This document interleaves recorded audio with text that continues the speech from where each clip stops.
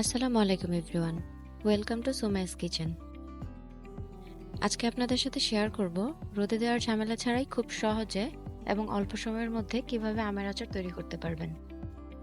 আর এভাবে আচার তৈরি করে কিন্তু আপনারা সারা বছর সংরক্ষণ করে রাখতে পারবেন। চলুন তাহলে রেসিপিটি শুরু করা যাক। আচার তৈরির জন্য আমি এখানে 2 কেজি কাঁচা আম নিয়ে নিয়েছি। এক্ষেত্রে অবশ্যই আটি বেঁধেছে এমন আম নিতে হবে। এবার আমের খোসা ছাড়িয়ে আমি সবগুলো আম সমান সাইজের টুকরো করে নিয়েছি। দেখিয়ে দিচ্ছি টুকরোগুলো ঠিক এরকম সাইজের হবে। আমি আমগুলো টুকরো করে ভালোভাবে ধুয়ে নিয়েছি।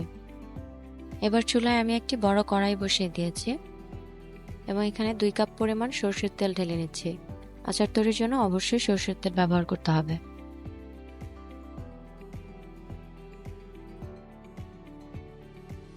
তেলটা গরম হয়ে এলে আমি এখানে শুকনো মরিচ দিয়ে দিব। শুকনো মরিচগুলো আমি মাঝখান থেকে কেটে নিয়েছি এবং আমি 7 থেকে 8টি শুকনো মরিচ দিয়েছি।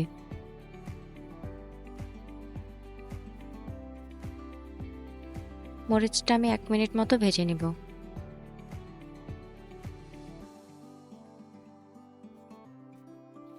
এবার আমি এখানে কেটে রাখা আমগুলো দিয়ে দিচ্ছি। আমগুলো দেওয়ার পর আমি কিছুক্ষণ নেড়ে দিব। খুব ভালোভাবে নেড়ে নেব যেন প্রত্যেকটা আমের টুকরো তেলের সাথে মাখিয়ে যায়।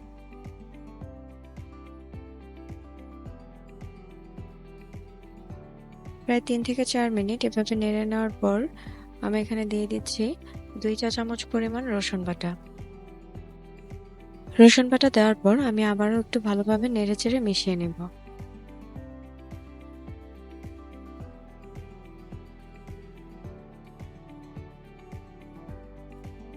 এই অবস্থায় চুলার আঁচটা মিডিয়ামে রাখবেন, নয়তো নিচ থেকে পোড়া লেগে যেতে পারে।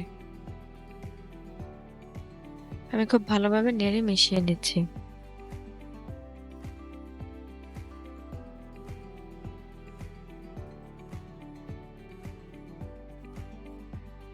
কিছুক্ষণ পর পর আমি বারবার নেড়ে দিচ্ছি।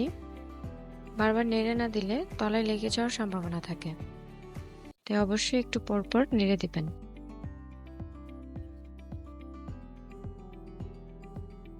এবার এখানে আমি দিয়ে দিচ্ছি 1 চা চামচ পরিমাণ হলুদ গুঁড়া এবং 1 চা চামচ পরিমাণ মরিচের গুঁড়া। মশলাগুলো আবারও নেড়ে মিশিয়ে নিব।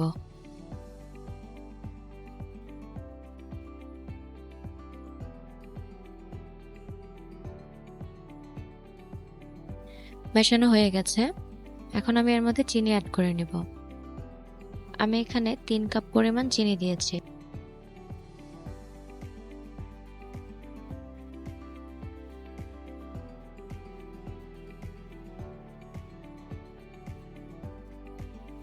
এবার আবারও নেড়েচেড়ে মিশিয়ে নিতে হবে। চিনিটা মেশানো হয়ে গেলে পানি ছেড়ে দিবে কিছুটা এবং এর মধ্যে আমটা খুব সুন্দরভাবে সেদ্ধ হয়ে যাবে।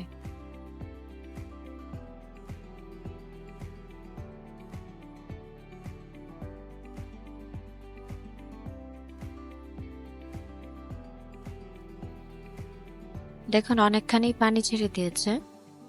চুলার জাল মিডিয়ামে রেখে আমি এভাবে জাল করে নিব এবং একটু পর পর নেড়ে দিব। এবার এখানে আমি 1 চা চামচ পরিমাণ লবণ এবং 1 চা চামচ পরিমাণ বিট লবণ দিয়ে দিচ্ছি। বিট লবণটা অপশনাল, আমি একটু টেস্ট বাড়ানোর জন্য দিয়েছি। আপনারা চাইলে বিট লবণটা স্কিপ করে 2 চা চামচ পরিমাণ লবণ অ্যাড করতে পারেন। এবার আবারও একটু নেড়ে দিচ্ছি। আচার বানানোর প্রায় পুরোটা সময় ধৈর্য ধরে একটু পরপর নেড়ে দিতে হবে।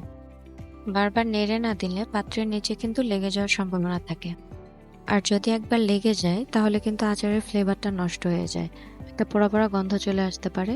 তাই অবশ্যই আপনারা ধৈর্য ধরে বারবার নেড়ে দিবেন। আমটা কিন্তু অনেকখানি সেদ্ধ হয়ে গিয়েছে এবং কালারটাও আস্তে আস্তে খুব সুন্দর হচ্ছে।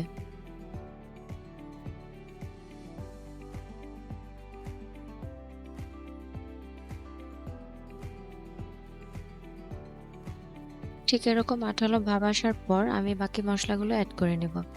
এখানে আমি দিয়ে দিচ্ছি 2 চা চামচ পরিমাণ ধনিয়া গুঁড়া। এরপর দিয়ে দিচ্ছি 2 চা চামচ পরিমাণ মৌরি।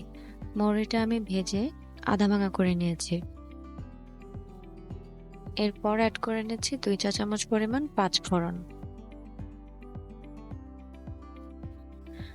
মশলা দেওয়া হয়ে গেলে খুব ভালোভাবে নেড়ে মিশিয়ে নিতে হবে।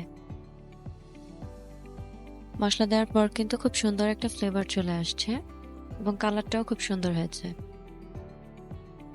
দেখতে পাচ্ছেন আমটা কিন্তু পুরোপুরিভাবে সেদ্ধ হয়ে গিয়েছে। এই অবস্থায় চুলার আঁচ আরো কিছুটা কমিয়ে দিবেন, কারণ এই অবস্থায় কিন্তু তলায় লেগে যাওয়ার সম্ভাবনা বেশি থাকে। দেখতেই পাচ্ছেন আচারে খুব সুন্দর একটা কালার চলে এসেছে।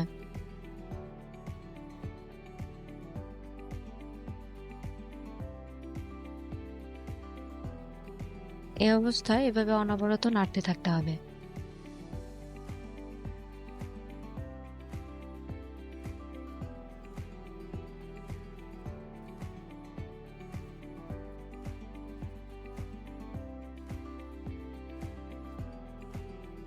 ঝোলটা একেবারেই শুকিয়ে গিয়েছে। এভাবে নেড়ে চেড়ে ততক্ষণ পর্যন্ত জাল করে নিতে হবে যতক্ষণ না তেল ছেড়ে দিবে।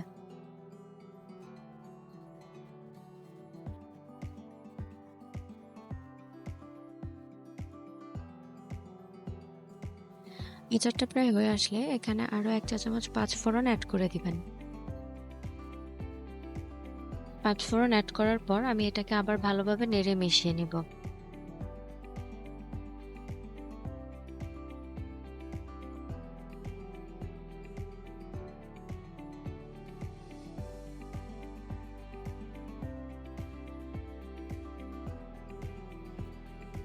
দেখতেই পাচ্ছেন আস্তে আস্তে কিন্তু তেলটা ভেসে উঠছে। তেলটা পুরোপুরি ভেসে উঠলে কিন্তু আমার আচারটা পুরোপুরি রেডি হয়ে যাবে। দেখুন আচারটা দেখতে কতটা সুন্দর হয়েছে।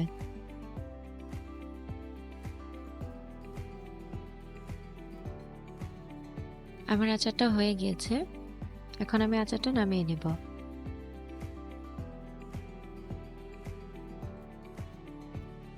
দেখুন আচারটা দেখতে কতটা সুন্দর হয়েছে। দেখতে যতটা সুন্দর হয়েছে খেতেও কিন্তু ততটাই মজার হয়েছে।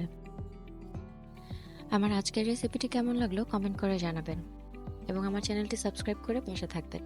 দেখা হবে আবারও নতুন কোনো রেসিপি নিয়ে। আল্লাহ হাফেজ।